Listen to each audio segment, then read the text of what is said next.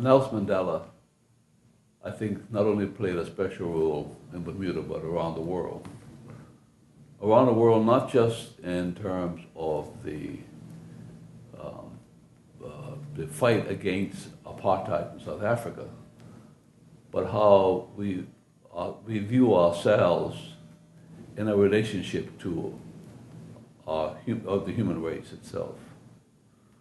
And what he basically gave us is that we should seek to reconcile ourselves with one another. And Bermuda, as a jurisdiction that has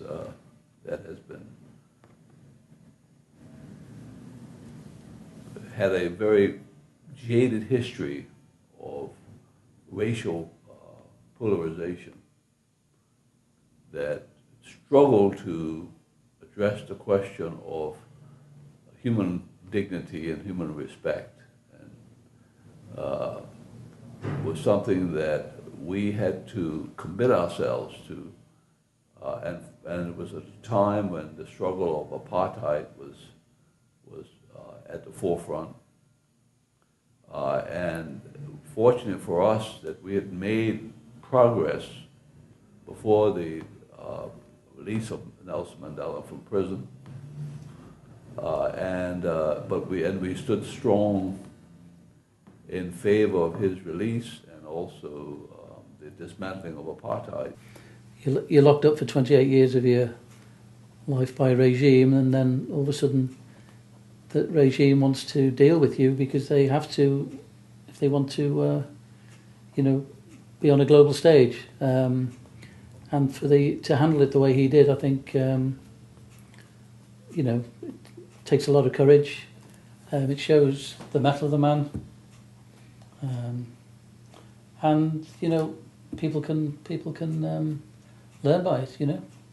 I think he's a very significant figure. Probably, I suppose you can put him in the realm with Mahatma Gandhi, I suppose, if you're going to. I mean, these figures come out of great adversity, and they try and make the world a better place, I suppose. Yeah, if you want to put it that way. Yeah. The sport of rugby was very much at the time, well, always was in South Africa, the sort of the white man's sport. And yes, it took, and they also had the Springbok on the jersey, as did the cricket team, which the cricket team has since changed. So yes, there was. I just from what I read, there certainly was a political connection there. The finals day, my wife and I had been assigned seats along with many other sort of visiting country delegations, so to speak, and it just so happened we were about 2 seats away from where the players came out, about 20 seats back. And of course, you get there early. We were obviously transported to the game, etc.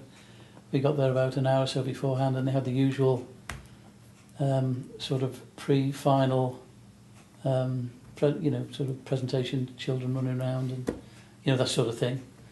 And then about 10 minutes before kick-off, of course, I said to my wife, "Look, gosh, there's a lot of security around." And then the teams came out, and then followed by another group of people, and in the middle of the group of people, I saw a person that was in a Springboks jersey with number 6 on. And I just said to my wife, "Gosh, I think that's Mandela." And literally, he was about 20 yards away, walking away, obviously onto the park. And sure it was. He was introduced to both sides and the anthems, etc. And then, of course, when he came back, had a complete standing ovation. The evil that men do live after them, but the good is often interred with their bones, so let it be with Caesar. I hope that what Mandela has done has contradicted that. The good that he has done, and that will continue to be done in his name and in the name of humanity, will leave a lasting and indelible impression on what is it that makes us human, caring, and kind to one another.